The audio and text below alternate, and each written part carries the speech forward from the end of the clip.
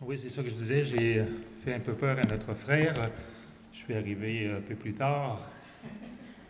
Alors, chez nous, c'est à 10 heures le culte. Ici, c'est à 9h30. Alors, j'ai pensé, quand j'ai vu tous les autos qui étaient là, que c'était pas à 10 heures, mais à 9h30. Mais je suis ici. Alors, ce matin, je pense que c'est ici qu'on le change, hein, après. Et c'est toujours comme la semaine passée. Alors, ce matin, je poursuis un peu ce qu'on est en train de regarder ensemble à partir de la semaine dernière. C'est vraiment l'orientation qu'on donne à notre vie chrétienne. Et le sujet que j'ai regardé cette semaine, puis que j'avais surtout à cœur, c'est, ce titre le dit bien, quelle pensée est-ce que j'ai de moi-même? Vous avez dans nos relations, les gens qui nous côtoient, je dirais assez souvent, nous connaissent mieux qu'on se connaît soi-même. Si on avait à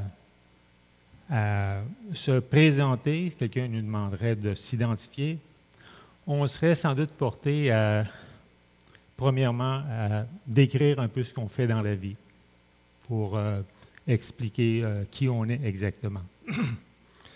Et c'est une question difficile pour soi-même, mais comme je l'ai dit, c'est facile pour les gens qui nous côtoient d'une façon constante à bien savoir qui on est. C'est sûr que les gens ne connaissent pas tous les aspects intimes de notre personne. Il y a beaucoup de choses qu'ils ne savent pas, mais par contre, ils peuvent décrire assez justement qui on est réellement s'ils nous côtoient d'une façon constante. Alors, comme je l'ai mentionné, généralement, on décrit ce que l'on fait plutôt que ce que l'on est. Et j'aimerais qu'on puisse réfléchir ensemble sur cet aspect par rapport à notre vie spirituelle. Généralement, lorsque quelqu'un nous demande de nous identifier, nous avons le réflexe de nous présenter en parlant, comme je l'ai dit, un peu de notre vie personnelle, mais surtout de ce que nous faisons dans la vie, ce que nous pensons habituellement de nous-mêmes, se traduit généralement en termes d'accomplissement. Notre identité, généralement, gravite à partir de notre accomplissement. Mais notre vie personnelle est plus qu'un accomplissement. Ce qu'on accomplit, en fin de compte, vient des capacités que Dieu nous a données. C'est quelque chose qui est plus profond. Ce n'est pas simplement des choses qui sont acquises. D'ailleurs, il y a des personnes qui auront beau travailler toute leur vie pour acquérir quelque chose en particulier, ils n'y arriveront pas parce que, comme on dit, ils ne l'ont pas, point. Tandis que d'autres vont y arriver et y parvenir d'une façon très rapide. D'autres vont pouvoir le faire, mais avec des efforts. Alors, on est différents les uns des autres et Dieu nous a fait comme ça. Et c'est ce qui fait la diversité dans une société. Et c'est ce qui fait la diversité aussi au sein d'une église locale. On a besoin d'être différents les uns des autres pour pouvoir se compléter mutuellement. Le docteur Joe Stowell a mentionné ceci qui est juste. Si ce que vous faites définit ce que vous êtes, qui serez-vous quand vous arrêterez de faire ce que vous faites? Et je pense que ça traduit bien ce que je veux regarder avec vous.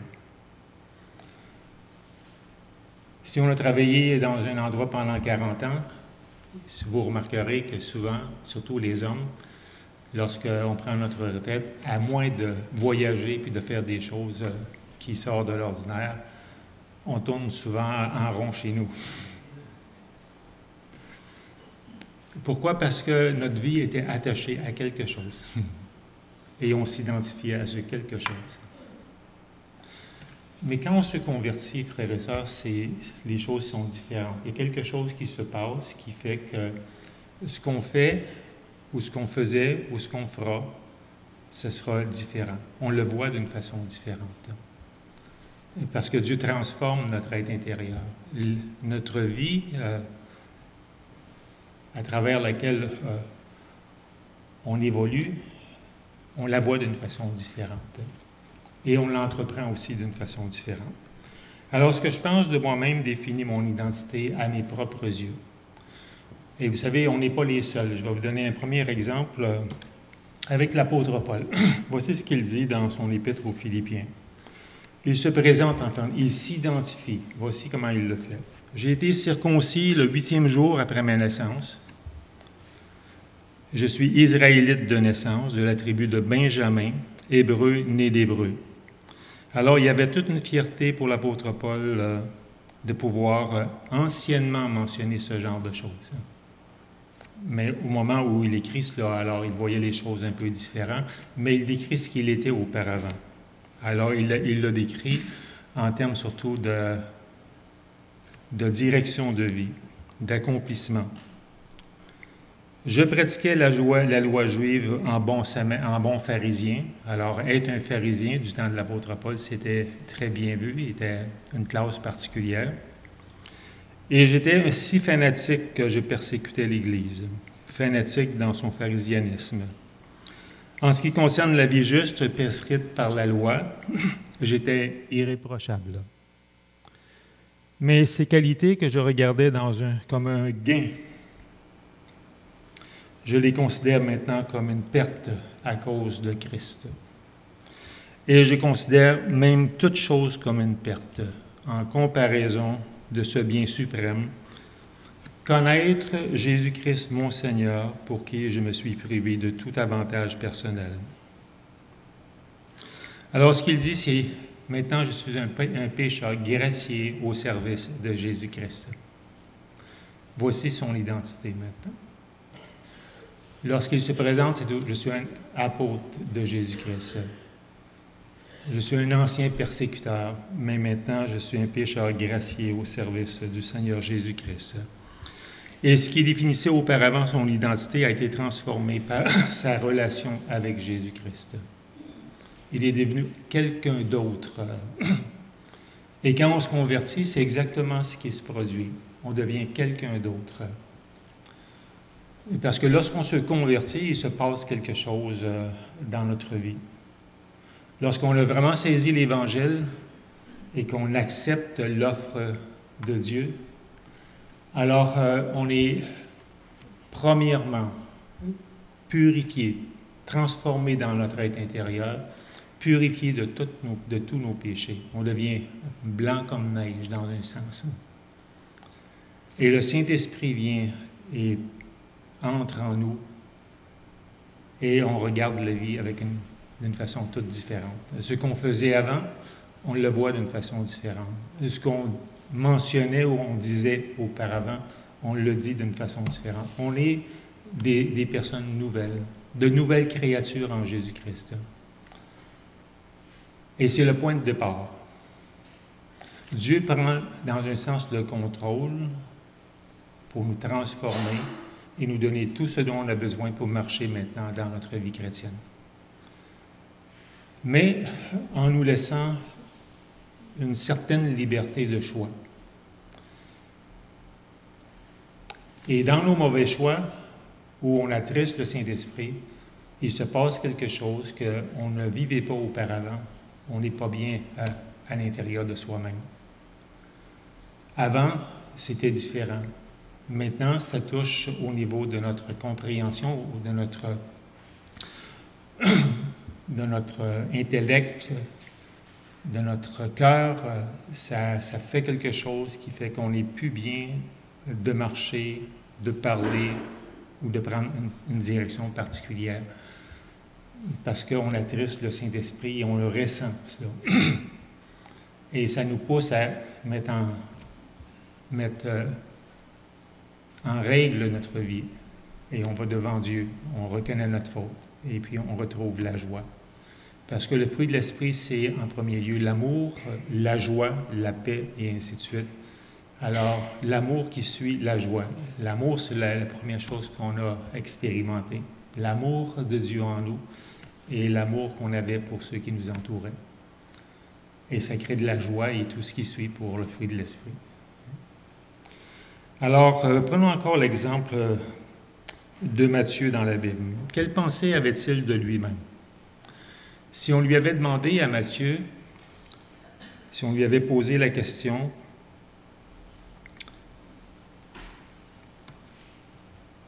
qu'est-ce que tu penses de toi-même?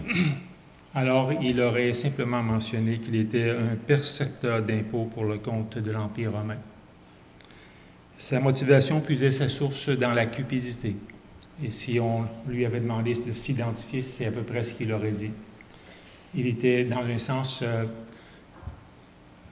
peut-être fier, peut-être pas autant qu'il aurait aimé, puisque quand Jésus l'a abordé, c'est venu le toucher. Mais en fait, il avait une identité. Et la façon qu'il aurait pu se décrire, c'est ça. C'était un percepteur d'impôts pour le gouvernement romain. Et il s'en mettait dans les poches aussi. Et c'était son orientation de vie. Mais tout a changé le jour où Jésus l'a invité à quitter sa cupidité pour le suivre dans Matthieu 9, verset 9. Et dès cet instant, son identité s'est transformée en un disciple du Seigneur Jésus-Christ. Et il est devenu un apôtre. Alors, il en était de même de l'apôtre Pierre, de l'apôtre d'André, de Jacques, de Jean et de tous les autres disciples. Ils avaient leur propre identité. Pierre, c'était un pêcheur. Il aimait la pêche, puis il vivait de la pêche. Puis si on lui a demandé de s'identifier, alors la première chose qu'il aurait dit, c'était un pêcheur.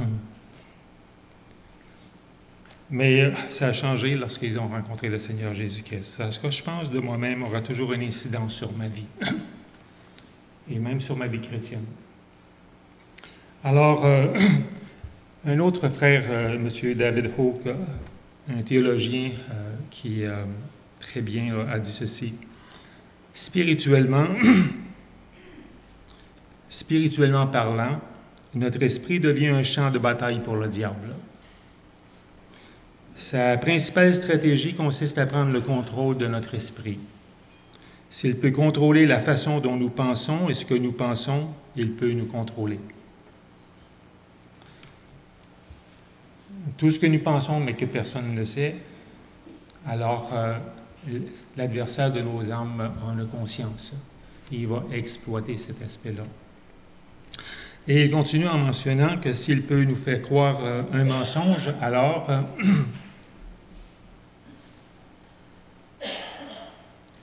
il peut nous amener à nous comporter en conformité avec le mensonge que nous avons cru. Ce que nous pensons ou croyons a une très grande importance. Tout se passe ici. Le combat se passe, comme on dit, entre nos deux oreilles. Et l'adversaire sait exploiter cet aspect-là. C'est pour ça que les Écritures nous disent que sans une vie de prière qui est constante, alors on ne peut pas avoir l'avantage sur le diable. Jésus était un homme de prière. Mais pourquoi? Il aurait pu très bien, il était sans péché, tout cela.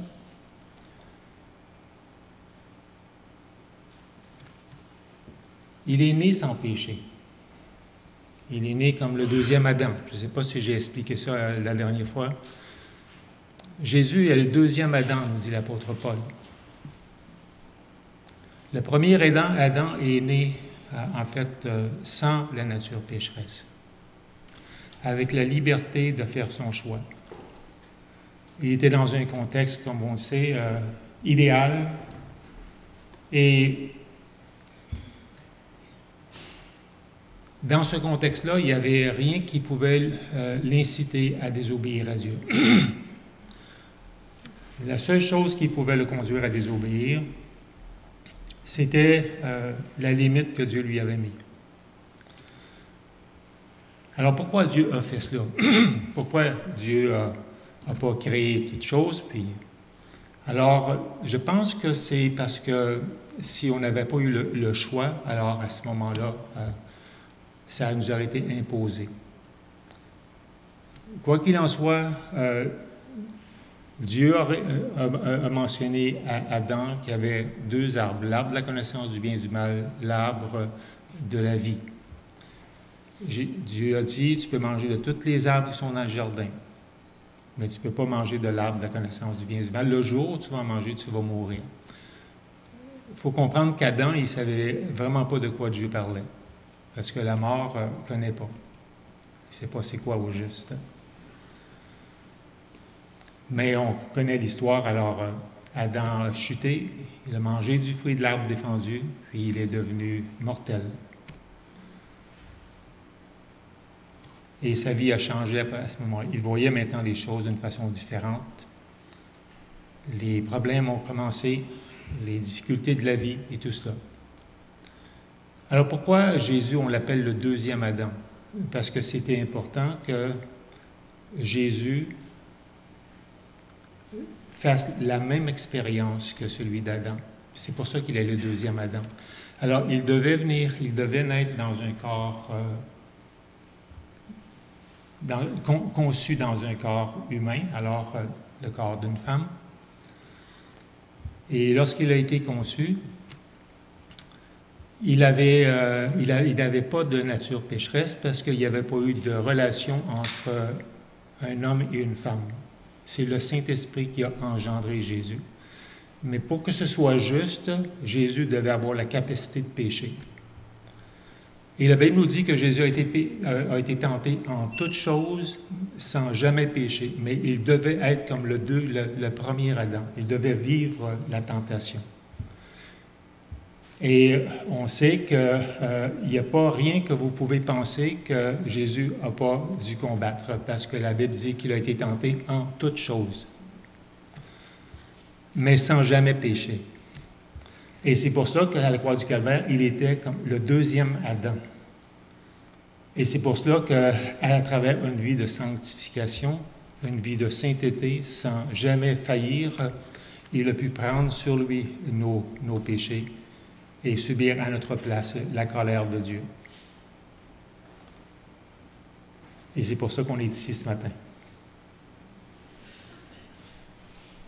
Et Jésus connaît, il comprend la tentation parce qu'il l'a vécu.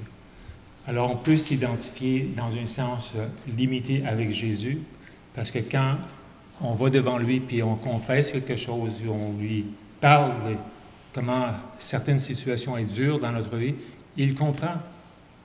Il a passé par là. Il a combattu par rapport à ce que vous et je suis en train de combattre. Alors, ce que nous pensons, croyons, est d'une grande importance. Alors, il faut comprendre ce principe de la vie chrétienne. Si on comprend ça, ça va nous aider. Ça vient moins nous affecter. Ça n'enlève pas la culpabilité quand on pêche, quand on tombe, mais on comprend le processus. Est-ce qu'on peut vivre une vie sans péché? Je dirais que sans doute oui et non. Mais la Bible nous dit de ne pas pécher. La Bible nous encourage à fuir le péché. Et la Bible dit aussi, si quelqu'un a péché, nous avons un avocat auprès du Père. Alors si la Bible dit, si quelqu'un a péché, ça veut dire qu'il y a une certaine victoire qu'on peut avoir sur le péché. Et la clé, c'est la prière. C'est vraiment notre communion et notre intimité avec Dieu. Plus on est devant Dieu, plus c'est le Saint-Esprit qui prend le contrôle. Moins on prie, plus on est vulnérable. Et Satan sait ce genre de choses, alors c'est là qu'il va travailler le plus pour nous empêcher de prier, de passer du temps avec Dieu. Alors, il peut faire toutes sortes de choses dans notre vie pour occuper notre temps afin de nous empêcher de le faire. Alors, nous avons donc besoin de définir notre identité comme chrétien. Alors, la Bible dit ceci, « Heureux les pauvres en esprit, heureux les affligés, heureux les débonnaires. » Alors, Jésus décrit ici notre identité très simplement par le sermon sur la montagne. Alors, heureux les pauvres en esprit. En fait, le mot grec pour heureux, je vais commencer par le terme heureux, est makarios dans le grec. Il n'y a pas de vocable en langue française équivalent à ce mot. En langue grecque, makarios communique l'idée de contentement, d'accomplissement, de satisfaction, d'épanouissement. Ce qui fait que l'identité d'un chrétien se définit par la source de sa joie intérieure. C'est en fait une joie intérieure produite en nous par le Saint-Esprit, mais surtout par notre identité. De comprendre, de saisir notre identité.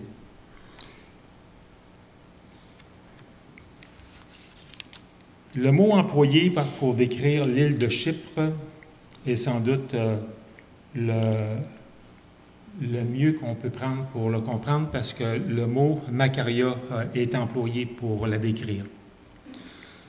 Alors, l'île de Chypre, elle était baptisée Makaria, qui signifie l'île heureuse, appelée ainsi parce que Chypre était si riche, si belle, si fertile, que les gens n'avaient pas à aller au-delà de son littoral pour trouver dans cette île le bonheur parfait et complet.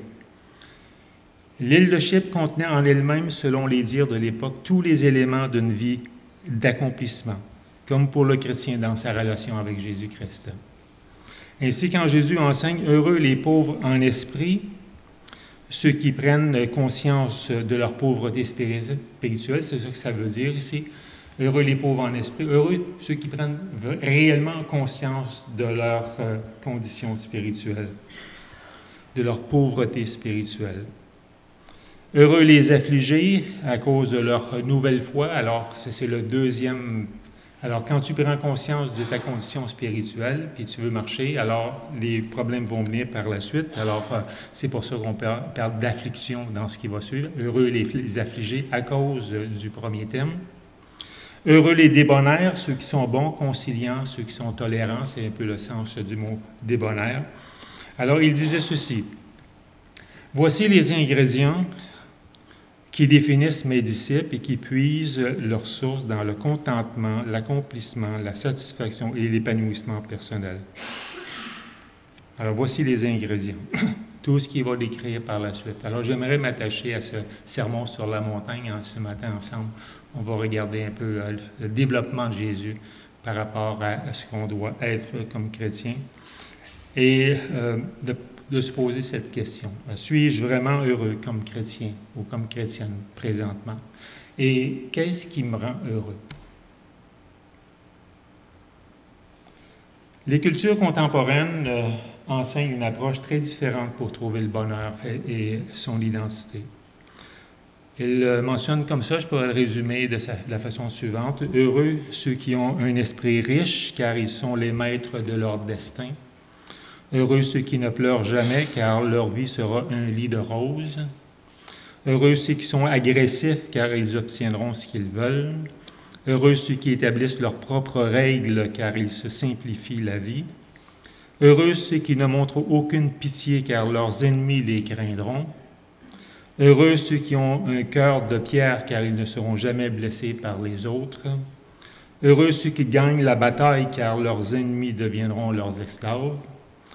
Heureux ceux qui compromettent leurs convictions, car ils n'offenseront jamais personne. Heureux ceux qui sont reconnus pour leur grandeur, qui sont élevés au statut de célébrité, car beaucoup les adoreront, puis ainsi de suite, puis ainsi de suite. C'est un peu la description du mot « heureux » dans notre monde. C'est là la prescription de notre société pour le bonheur et pour son identité.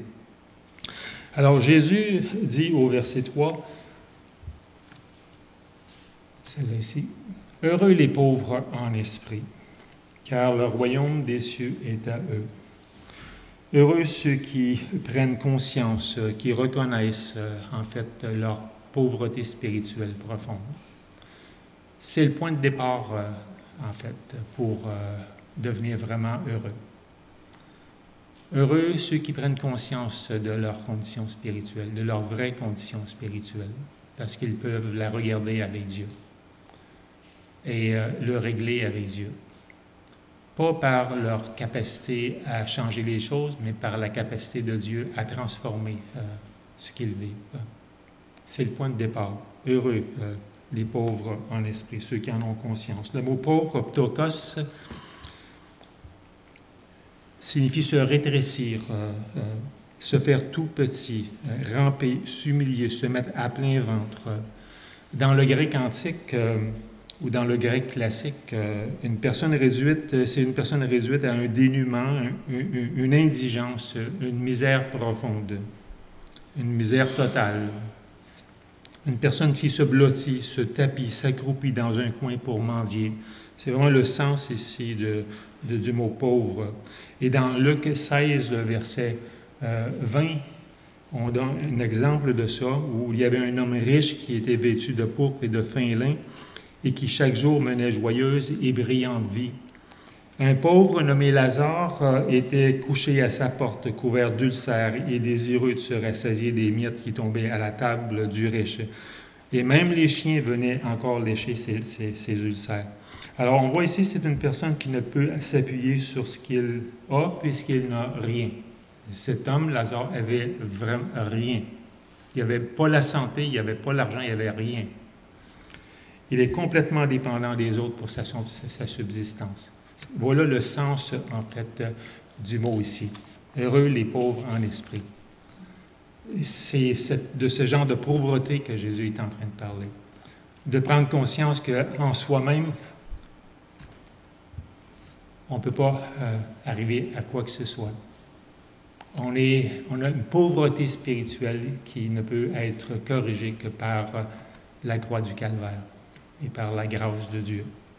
La pauvreté ordinaire, en grec, c'est le terme pénikros.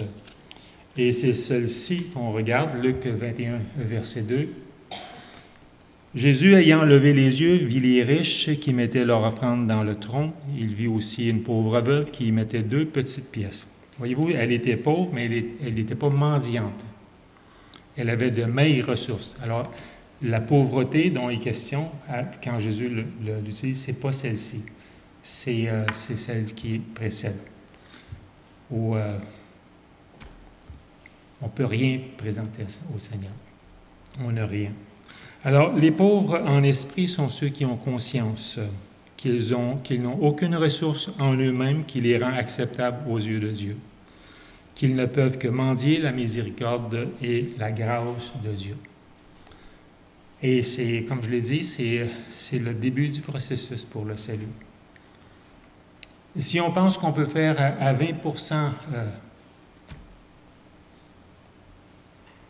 la route pour pouvoir aller jusqu'au ciel, on n'y parviendra pas parce qu'on a besoin de comprendre que c'est à 100% qu'on a besoin de se retrouver, le 100% que Dieu peut nous donner. Il y a juste lui qui peut nous transformer. Et ça part à partir du cœur. Alors Dieu regarde au cœur. Et puis lorsque le cœur est sincère, alors Dieu transforme cette personne. Et elle devient une nouvelle personne. Une personne régénérée, née de nouveau, transformée, qui voit la vie d'une façon différente. J'aimerais tout de même tempérer dans un sens où il y a des personnes qui vont pas aussi creux que certains l'ont été. Moi, j'étais très creux dans ma vie, alors ça a paru tout de suite. J'ai compris que c'était passé quelque chose. Mais il faut comprendre aussi qu'il y a des personnes qui ont une certaine morale, et lorsqu'ils se convertissent, ils ne vivront pas la même chose que moi j'ai vécu à cause de leur situation, mais ça n'empêche pas que Dieu les a transformés pareil. Alors, il ne faut pas se soit assis sur des émotions, mais sur une foi authentique envers l'œuvre de l'Évangile. Alors, miséricorde, la grâce de Dieu.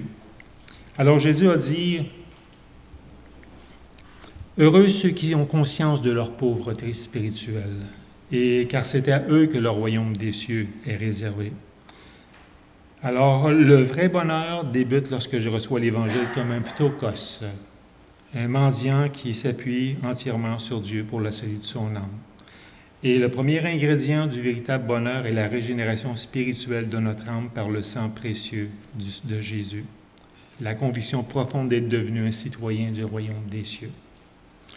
Jésus dit au verset 4 également, verset 3,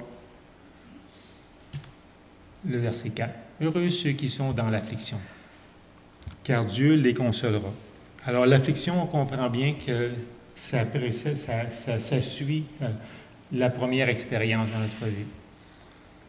Avec une vie transformée comme on a, puis qu'on voit les choses de façon différente, on peut faire peur à bien des gens autour de nous, dépendamment comment on va les approcher. Mais généralement, quand on est né de nouveau, on est tout feu, tout flamme, puis on veut que tout le monde vive ce qu'on vit. Alors on peut avoir ce genre aussi de réaction de la part des autres et vivre un peu d'affliction dans notre vie. L'affliction dont il est question ici provient de la lutte surtout intérieure contre la chair, contre le monde et contre le diable. Alors on est entré au moment où on se convertit dans une nouvelle dimension, une dimension de combat spirituel dont on ne faisait pas, comment je pourrais le dire, on n'en avait pas conscience auparavant parce qu'en fait, on était comme sous l'emprise de la méchanceté.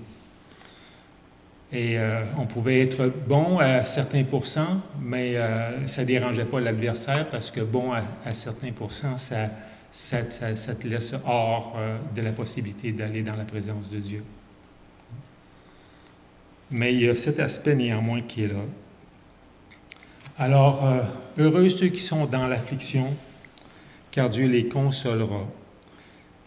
Alors, elle trouve sa source dans le verset suivant, en partie les versets 10 à 12 qui suivent, qui disent ceci. Ils sont heureux ceux qu'on fait souffrir parce qu'ils obéissent à Dieu. Alors, c'est le premier ingrédient quand on se convertit. Alors, quand on dit « heureux ceux qui sont dans l'affliction », alors l'affliction est expliquée par les passages qui suivent. Alors la première chose, c'est bien sûr, quand on se convertit véritablement, on a à cœur de le partager autour de nous et on a toutes sortes de réactions qui sont là. Alors oui, ils sont heureux ceux qu'on fait souffrir parce qu'ils obéissent à Dieu. Oui, le royaume des cieux est à eux. Alors, vous êtes heureux quand on vous insulte, quand on vous fait souffrir, quand on dit contre vous toutes sortes de mauvaises paroles et de mensonges à cause de moi. Soyez dans la joie, soyez heureux parce que Dieu vous prépare une grande récompense. En effet, c'est ainsi qu'on a fait souffrir les prophètes qui ont vécu avant vous. Généralement, quand on se convertit, le premier réflexe qu'on a, c'est de le partager autour de nous. Et c'est sûr, comme on dit souvent, on brûle souvent notre champ missionnaire.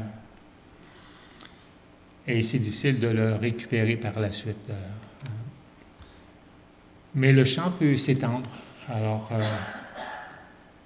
ce à quoi on est appelé, c'est de partager aux autres ce qu'on a vécu. Vous avez sûrement dans vos familles des personnes qui vous sont proches. Nos parents, nos frères, nos sœurs, des amis intimes qu'on avait,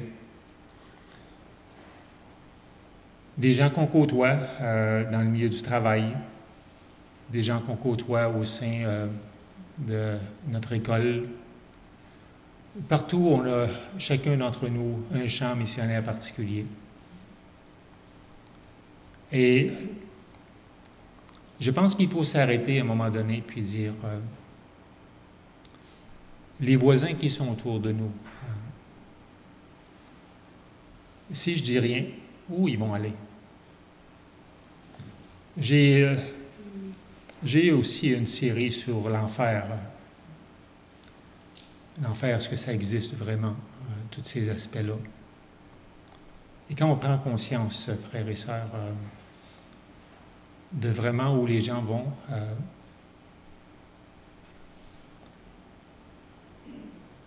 je pense qu'il faut absolument qu'on puisse partager à ces personnes ce qu'on a compris. Et c'est aussi là que l'adversaire de nos âmes va travailler dans notre vie également. plus on tarde dans un milieu qui est le nôtre à partager ce qu'on croit, plus ça devient difficile de le faire. Parce qu'on a peur de ce que les gens vont nous demander. Mais quand est-ce que tu as compris tout ça? Et de dire que ça fait tant d'années, et que, mais pourquoi tu m'en as pas parlé? Surtout si la personne se convertit par la suite. Alors, c'est important de débuter au moment de sa conversion et de continuer à partager l'Évangile autour de nous. Ça devient comme un style de vie dans un certain sens, mais dans le bon sens de ce que je dis. Mais si on cesse de le faire parce que notre chant est terminé, alors on va avoir de plus en plus de difficultés à partager aux autres ce qu'on vit. Et ça va plus que cela, ça va toucher à notre même témoignage visible, physique, et on va tomber surtout si on est au milieu du travail, on va pas faire exactement ce que Dieu nous demande, et on peut aussi se retrouver à faire les choses comme les autres le font. Comme on le sait dans notre Québec d'aujourd'hui, on botche bien des choses, même au sein du travail. Et ça crée une tension pour un chrétien qui veut marcher comme il faut. Ce que je dis, je l'ai vécu. Tout cela, je l'ai vécu. Ça fait 40 ans que je sers le Seigneur. Et j'ai pris cette résolution au tout début de ma vie. C'était un petit peu différent parce que la morale était un peu mieux que ce qu'on a. Mais tout de même, me suis toujours identifié dans ce que je faisais. Et si on arrête de le faire, alors ça devient de plus en plus difficile de pouvoir le reprendre. Mais c'est possible en se mettant sur nos genoux et en réglant la chose avec Dieu. Mais on est dans ce monde pour une raison.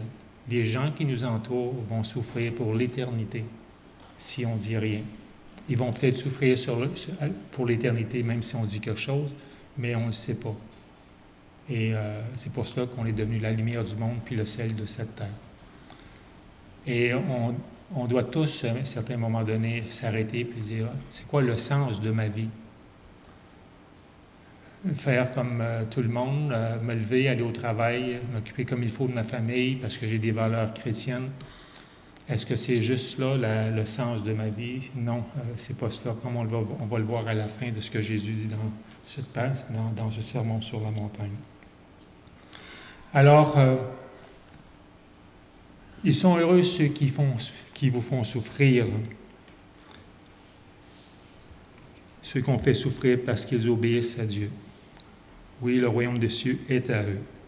Vous êtes heureux quand on vous insulte, quand on vous fait souffrir, quand on dit contre vous toutes sortes de mauvaises paroles et de mensonges à cause de moi. Soyez dans la joie, soyez heureux, parce que Dieu vous prépare une grande récompense. En effet, c'est ainsi qu'on a fait souffrir les prophètes qui ont vécu avant vous. Parce que les prophètes, ils allaient à l'encontre du peuple d'Israël. Et eux aussi ont souffert la souffrance. La souffrance est le premier résultat d'une véritable conversion.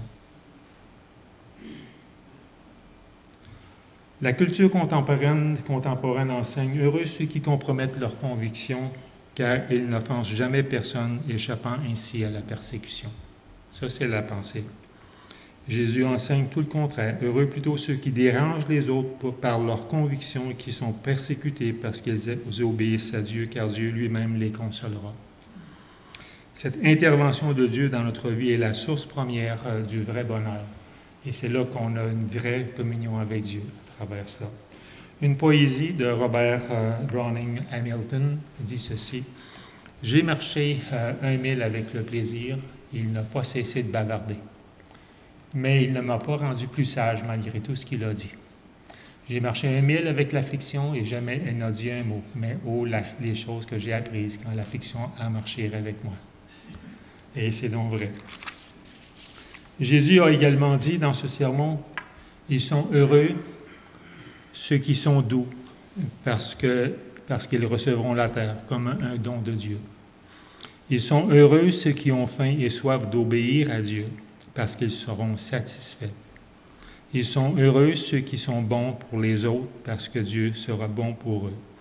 Ils sont heureux ceux qui ont le cœur pur parce qu'ils verront Dieu. Ils sont heureux tous ceux qui font la paix autour d'eux parce que Dieu les appellera ses fils. Tout cela est le résultat de la régénération et de la transformation intérieure produite par le Saint-Esprit dans le cœur des croyants. Voilà ce qui est le résultat, nous dit Jésus, de cette conversion. Ce sont les ingrédients, en fait, du véritable bonheur. C'est également ce qui définit l'identité d'un chrétien et l'identité d'une chrétienne. Notre identité provient de ce que nous devenons dans notre relation avec Jésus-Christ. Des témoins de ce qu'il a fait et de ce qu'il fait dans notre vie, des témoins de ce qu'il aimerait faire dans la vie des gens autour d'eux. Et l'apôtre Paul en fait mention dans sa deuxième épître aux Corinthiens, chapitre 3, lorsqu'il dit « Béni soit Dieu, le Père de notre Seigneur Jésus-Christ. Il est vraiment un Père plein de compassion, un Dieu qui sait consoler dans les situations les plus diverses. Il nous aide et nous encourage dans toutes nos difficultés et nos afflictions, afin que nous soyons nous-mêmes capables de consoler et d'affermir à notre tour tous ceux qui sont dans la peine en partageant avec eux la consolation que Dieu nous a accordée. » Il continue en disant, « Nous avons certes beaucoup à souffrir au service du Christ. Parfois la coupe déborde, mais nous portons ces souffrances avec lui. Il est toujours pour nous la source d'abondante consolation. C'est un espoir inébranlable car il repose sur un fondement solide. Nous savons que si vous avez part aux souffrances, vous aurez part aussi au réconfort dont nous bénéficions. » Et quelqu'un a dit, quelle que soit la mesure de la persécution que les disciples du Seigneur éprouvent, ils peuvent puiser leur joie dans le fait que leur oppression les place dans un groupe d'élite utilisé par Dieu pour la transformation intérieure de beaucoup de vies humaines.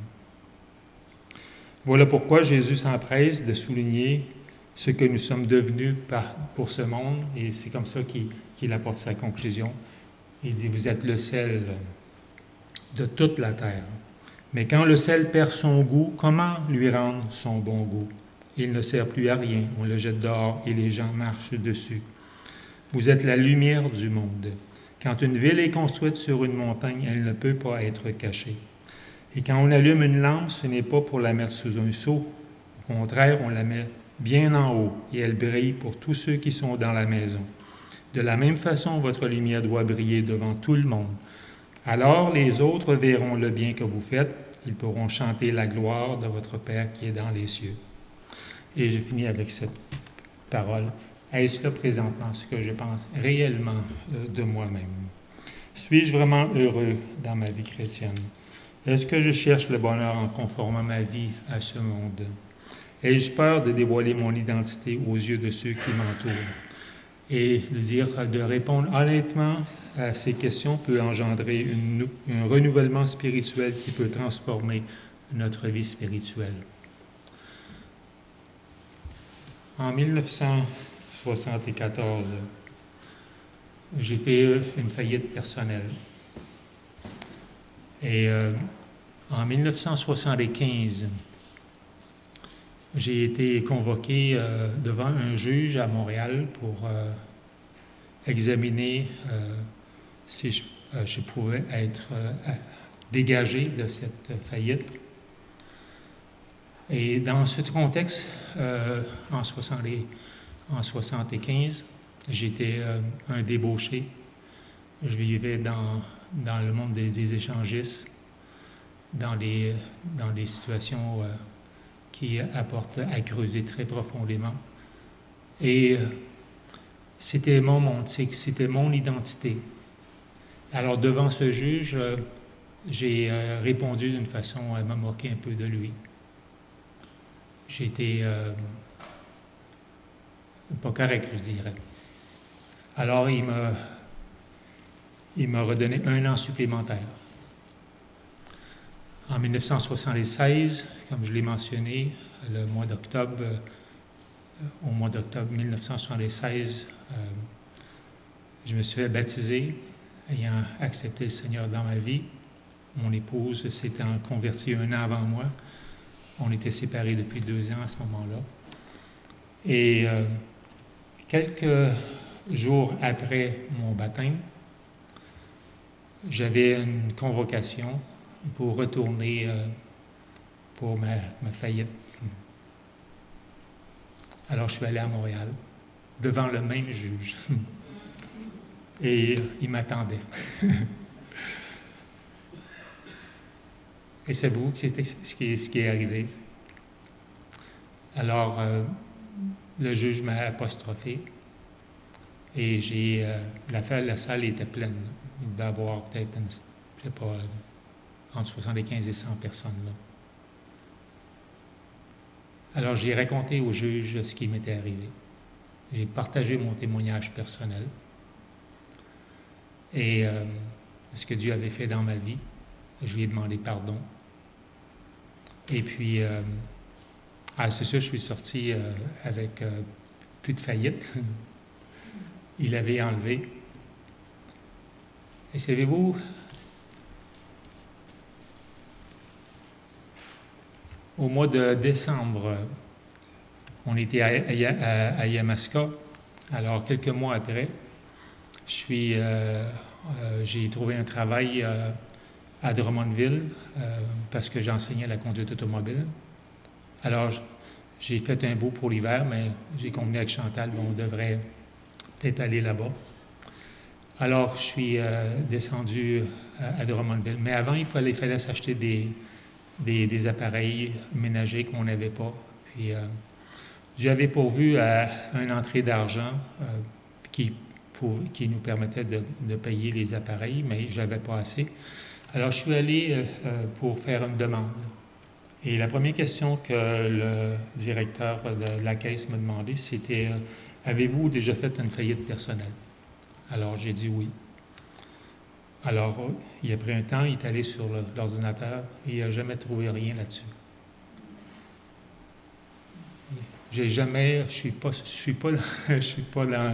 J'étais plus dans le réseau, j'étais blanc comme neige.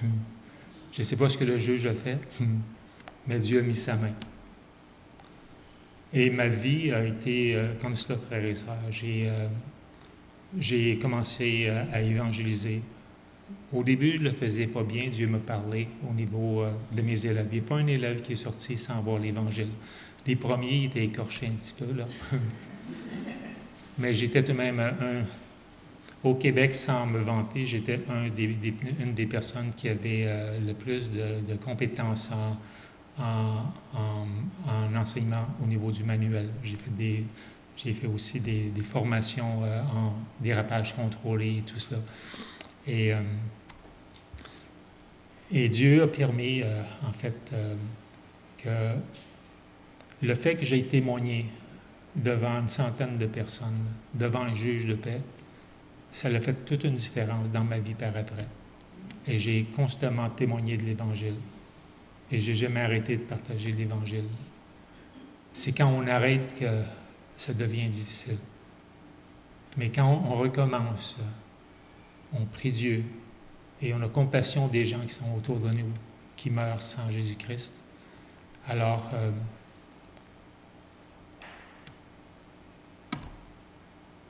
si personne ne leur a parlé, comment on va se sentir? Parce que même si on va dans la présence de Dieu pour l'éternité, on devra se présenter devant le tribunal de Christ pour les bonnes choses et même les mauvaises qu'on aura fait. Alors, je vous encourage, si vous avez des voisins, si vous avez des personnes avec lesquelles vous êtes en train de travailler ou des connaissances, sautez-leur pas sur le dos, là, mais demandez à Dieu qu'il rouvre des portes pour leur présenter l'Évangile. La meilleure façon de le faire, frères et sœurs, c'est de présenter notre témoignage personnel parce que c'est pas agressant. J'aimerais te partager ce que Dieu a fait dans ma vie, ce que j'étais maintenant, pourquoi je suis comme cela. Et ensuite, on peut tourner, si Dieu le permet, devant eux. Mais c'est notre mission en tant qu'Église. C'est notre première mission. Le commandement, c'est « aller, faites de toute nation des disciples. Ça se fait à l'intérieur de l'Église, le disciple-là. Enseignez-leur à observer tout ce que je vous ai prescrit. Baptisez-les au nom du Père, du Fils et du Saint-Esprit. Tout cela, c'est l'Église. Mais le premier, c'est aller. Et on est tous convoqués.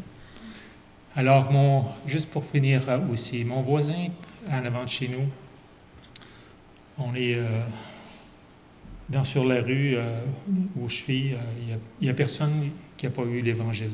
J'ai partagé l'Évangile aux personnes qui sont là, mais j'ai un voisin il ne voulait rien savoir. Un jour, un hiver, je l'ai-tu compté? Un hiver, il était vraiment très malade. Il y avait un problème au niveau d'un disque. Il était couché toute la...